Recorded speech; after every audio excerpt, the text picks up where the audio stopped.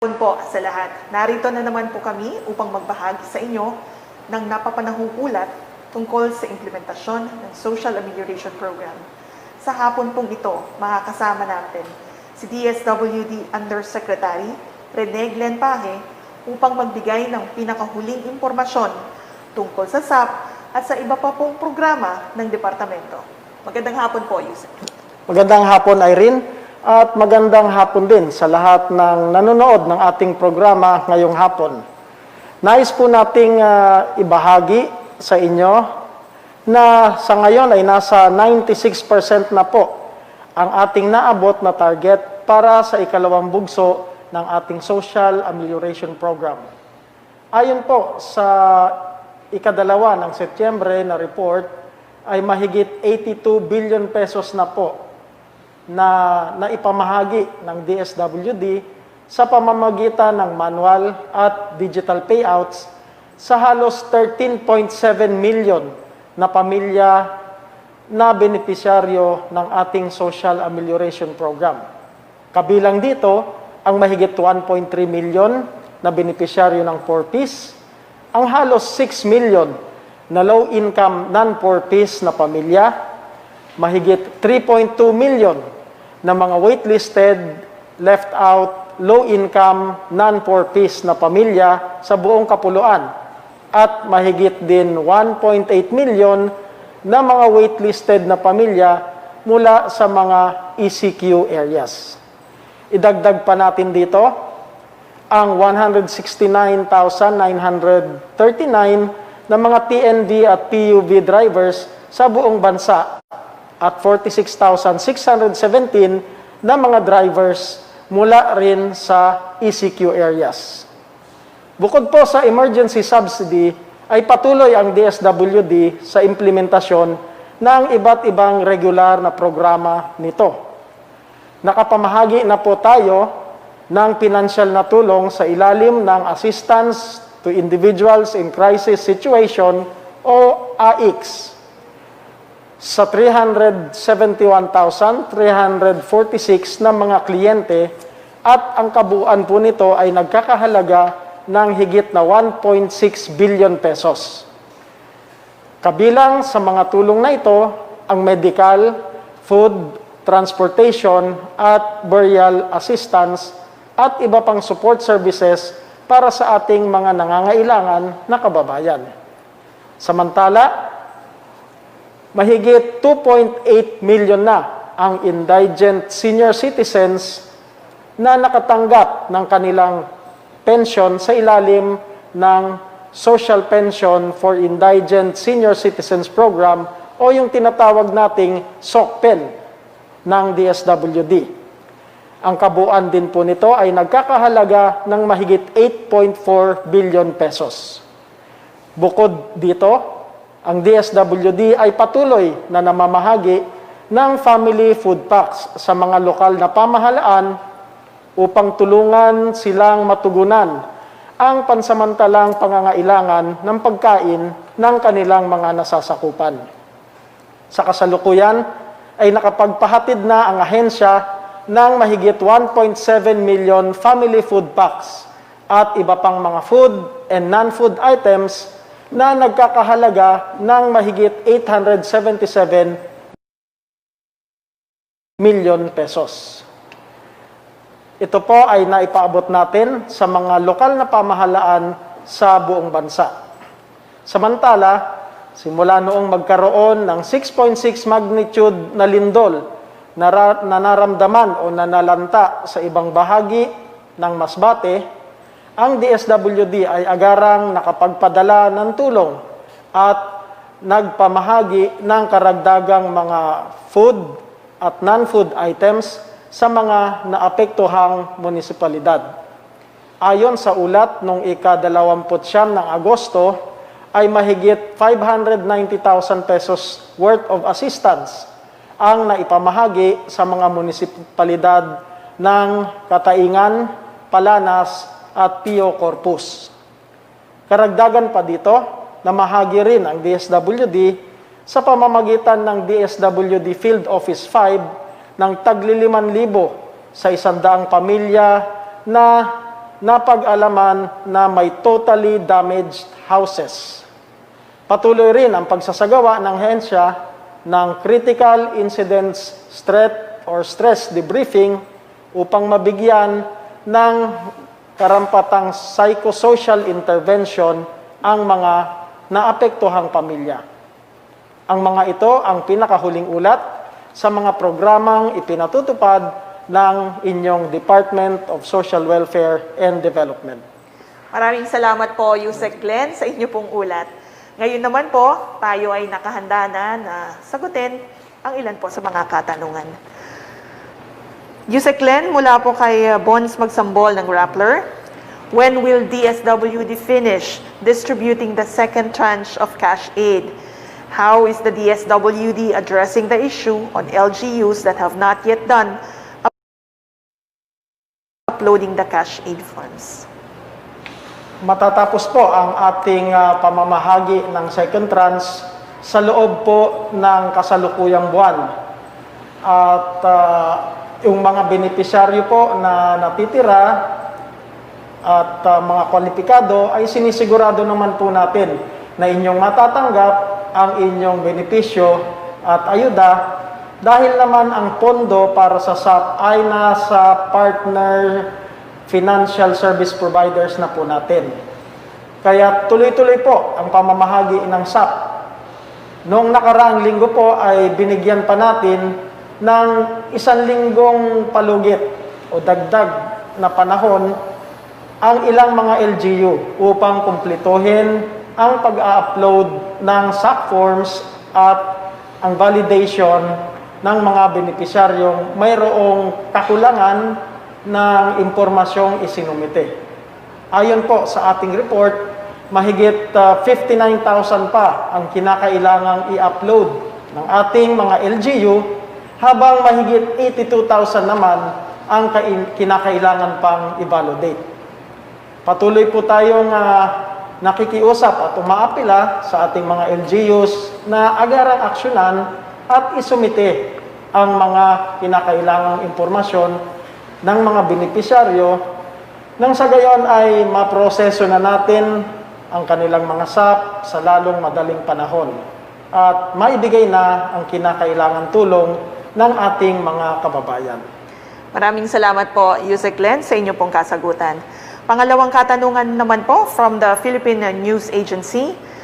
The data on remaining LGUs with pending documents to process payouts of SAP beneficiaries, yung meron daw pong August 19 deadline. Kumusta na daw po ito? And kumusta din po o ano-ano ang mga LGUs na mayroon pang mga hindi nabibigyan ng mga SAP to beneficiaries?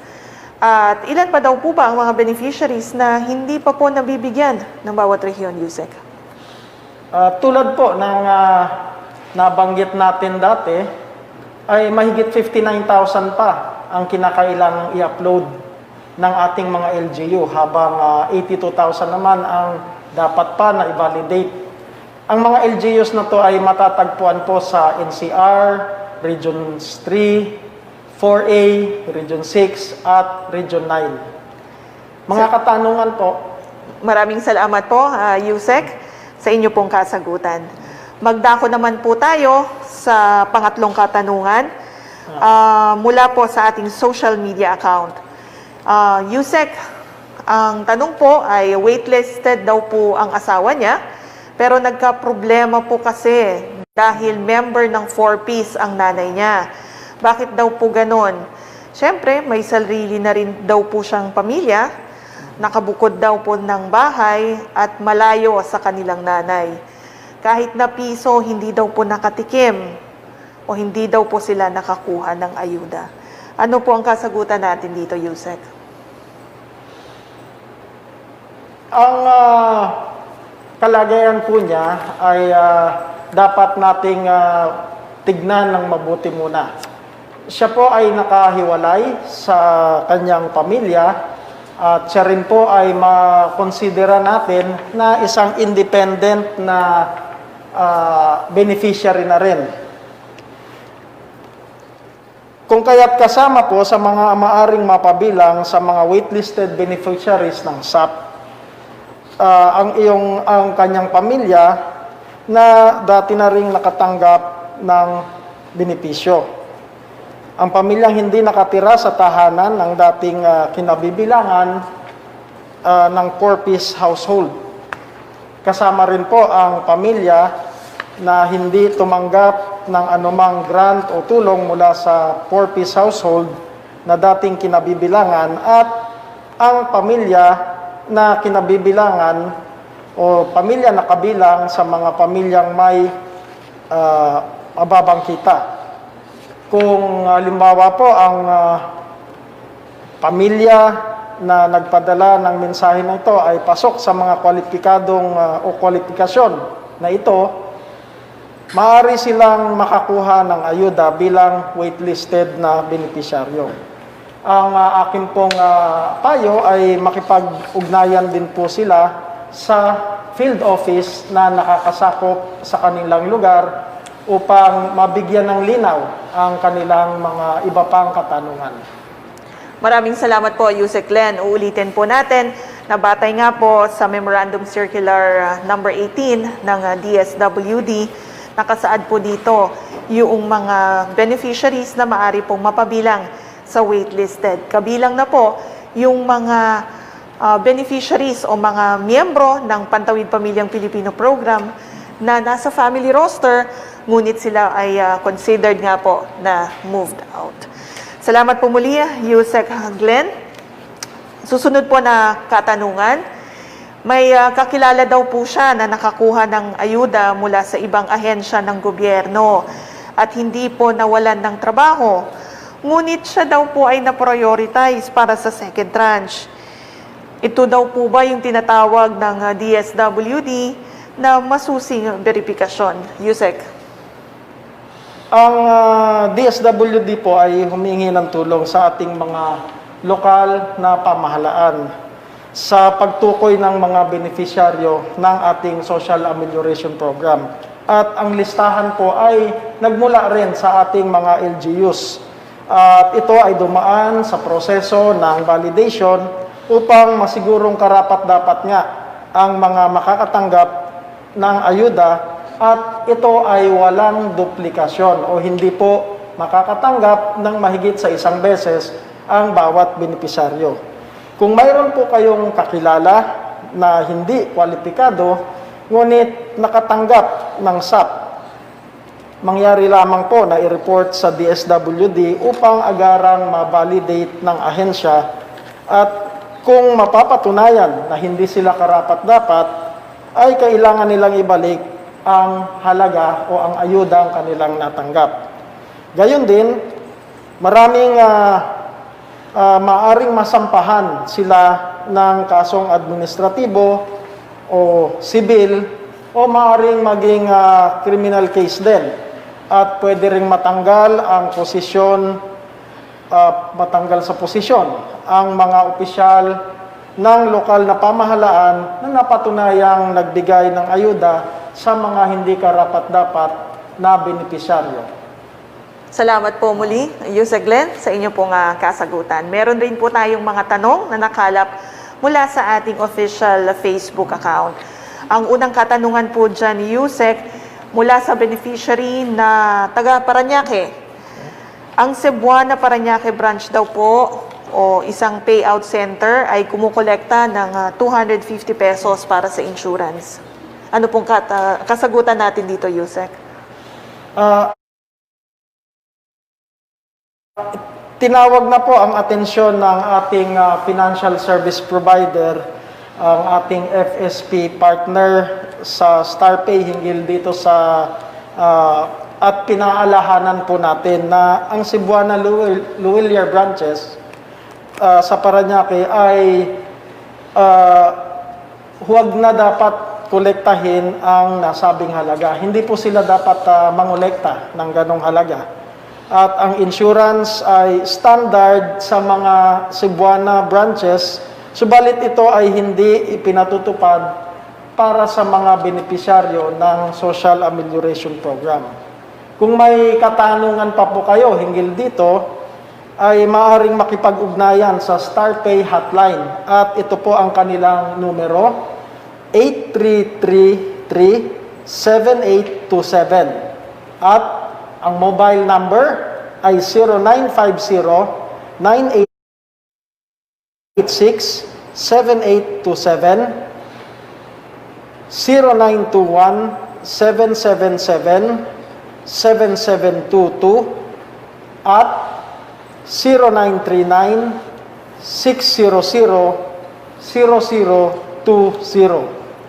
Maaari rin pong makipag-ugnayan sa official Facebook account ng StarPay sa @StarPayPH at sa email sa help@starpay.com.ph. Muli maraming salamat po, Yusek Len, sa inyo pong kasagutan hinggil sa katanungan po na iyan, kung saan sila po ay nag-verify lamang po, no, kung meron bang karagdagan na cost yung pong kanilang pag-cash out ng ayuda. At gaya nga po ng nabanggit nyo, itong insurance cost na ito ay hindi po dapat singilin sa ating mga SAP beneficiaries. Susunod po na katanungan, Yusek, mula naman po kay Crisela ng Bulacan. Itatanong lang daw po niya, Yusek, kung talaga po bang 6,500 ang kanyang ayuda. May nakapagsabi daw po kasi sa kanya na dapat 13,000 po dahil hindi sila nakakuha nung first tranche. Kaya doble daw po ang dapat niyang makuha. May pag-asa daw po ba na madagdagan ang 6,500 na nauna na po niyang natanggap bilang siya nga po ay kabilang sa waitlisted, Yusek? Kung siya po ay waitlisted nga, ay tama po ang nasabi. Ang mga waitlisted na benepisyaryo mula sa lugar na natukoy sa Joint Memorandum Circular Number 2, 0/2020 at Executive Order Number 112, 0/2020 at ganon din ang Memorandum from the Executive Secretary dated May 2, 2020 ay makatatanggap nga ng katumbas na ayuda sa halagang 2 tranche o yung first and second tranche ng ating Social Amelioration Program. Noong nagsimula tayo sa initial na pagproseso ng mga payroll para sa SAP sa unang batch, ang mga waitlisted po na benepisaryo noong Hulyo, isang tranche lang muna ang ating naproseso. Ito ay nasundan ng pangalawang tranche o pangalawang payroll para sa second tranche. Kung kaya't may mga waitlisted na beneficiary na 2 tranche po ang matatanggap. At kung hindi niya tatanggap yung paunang benefits niya sa first tranche, ay sabay na matatanggap niya ang first tranche at second tranche. Depende po kung saang batch sila na-i-endorse.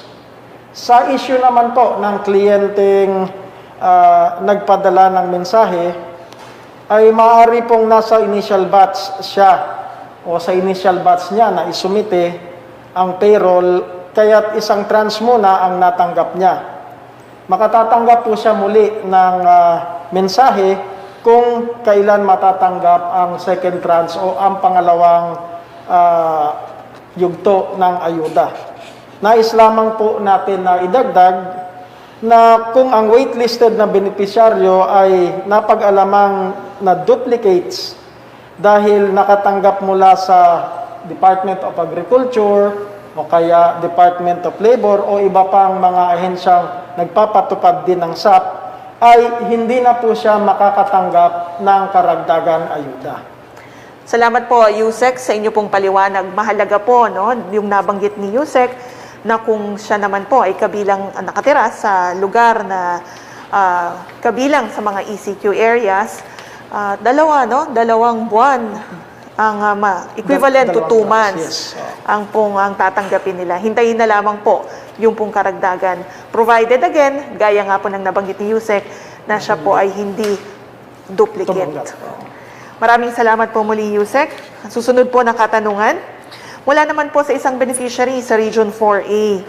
Sana daw po, Yusek, ay maimbestigahan ang kaso sa kanilang lugar dahil 3,000 pesos lamang po ang nakuha niyang ayuda imbes na 6,500 pesos. Hinati daw po kasi ng barangay ang ayuda para daw po mas maraming mabigyan sa kanilang lugar. At Yusek, iniutos din po daw ng kanyang barangay official na kapag may mag-interview sa kanya ay sabihin lang po na 6,500 pesos ang nakuha kahit naman daw ito ay kulang. Yusek.